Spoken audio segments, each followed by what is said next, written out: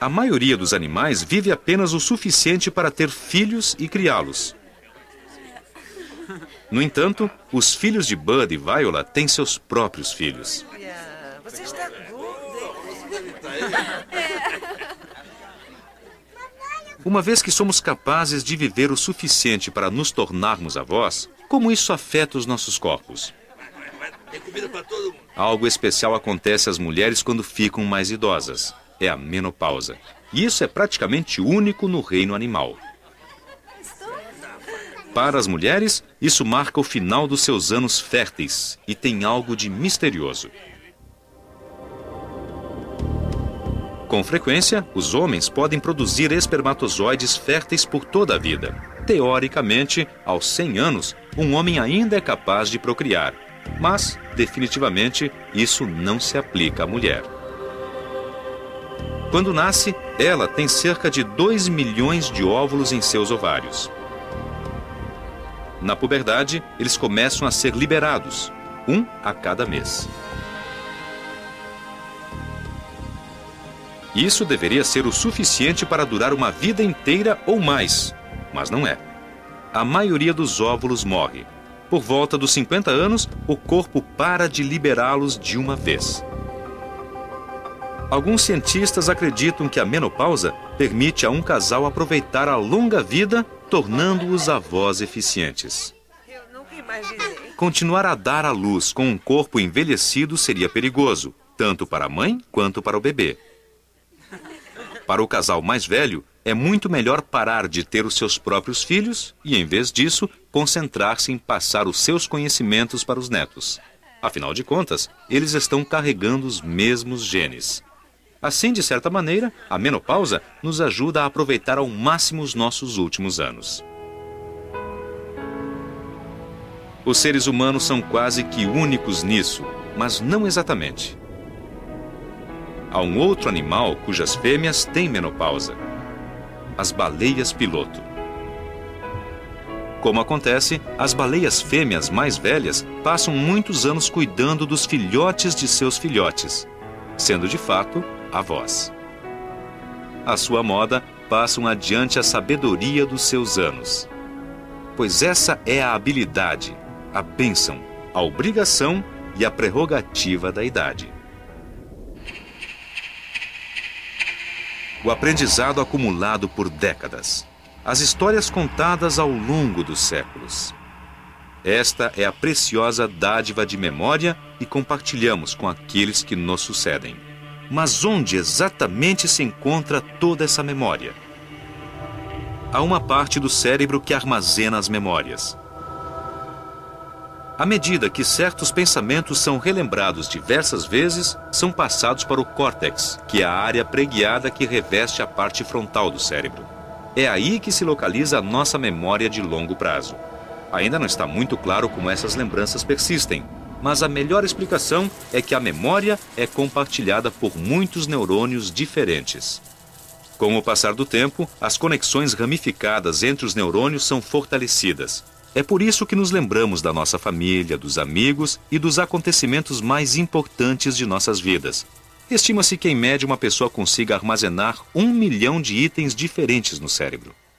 Eu vou contar da seguinte forma: preparar, atenção, começar, certo?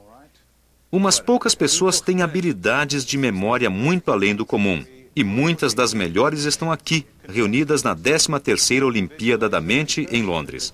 Elas vieram aqui para exercitar a capacidade de recordação. Os competidores têm as mais variadas atividades. Há um disque-jóquei, um bombeiro, um oficial da Marinha e inúmeros estudantes.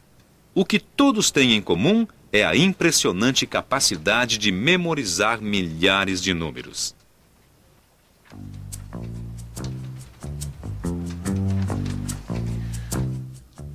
Preparar, atenção, começar.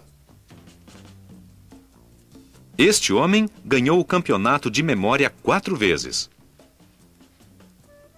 Hoje, a vitória está na dependência de um baralho de cartas completo que ele tem que memorizar em apenas 3 minutos.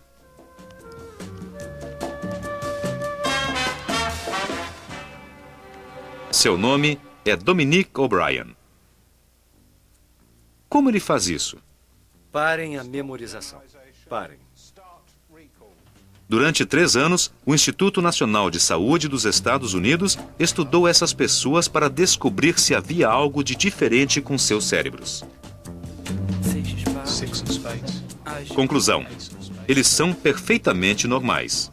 Essas pessoas não têm memória fotográfica, o que a maioria dos cientistas acredita que seja um mito. Na verdade, a única diferença entre eles e você é que eles treinaram a memória que todos nós compartilhamos. Rainha de ouros. Tá certo? Rainha de copas. 1 minuto. De ouros. É, foi aqui que eu errei. Outra vitória para Dominique O'Brien. Qual o seu segredo? Ao receber um número de 100 dígitos, Dominique divide-o em pares de dígitos e atribui a cada par um personagem. Por exemplo, o número 10 é Dudley Moore e o número 07 é Roger Moore. O 99 seria uma sorveteria. Então eu tenho algo com que trabalhar. Eu os imagino em uma viagem, de modo que é como criar uma história envolvendo esses personagens nesses... Isso significa que a história para o número 100799 seria: Dudley Moore se encontra com Roger Moore para tomar sorvete. Olha, eu gostaria que você olhasse para cá, Um pouquinho mais para lá, um pouquinho mais para lá. Ah, tá ótimo. É claro que a memória não é coisa só para campeões como Dominique. Todos nós acumulamos tantas lembranças durante a vida. Reunimos tantos fatos, imagens, recordações. Nossa vida, desde a infância e a adolescência, é a soma de inúmeras experiências. Nossa família, nossos relacionamentos, nosso trabalho e nosso lazer. Os fragmentos compilados de toda uma existência. É a reunião de lembranças de tantos anos.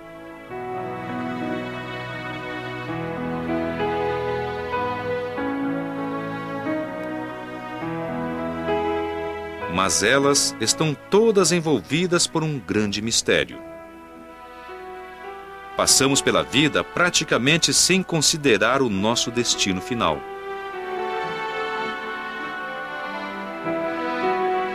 Embora a morte faça parte da vida, há uma maneira de perpetuarmos os nossos corpos. As células que estão dentro de nós são constituídas por átomos que existem desde o início do universo. Ao longo dos anos, ao longo das eras, essas células estão sendo sempre mudadas e recicladas. A viagem que cada um de nós faz é apenas um pequeno passo em uma viagem muito maior. Parte de um ciclo de renovação e regeneração infindável e repetitivo.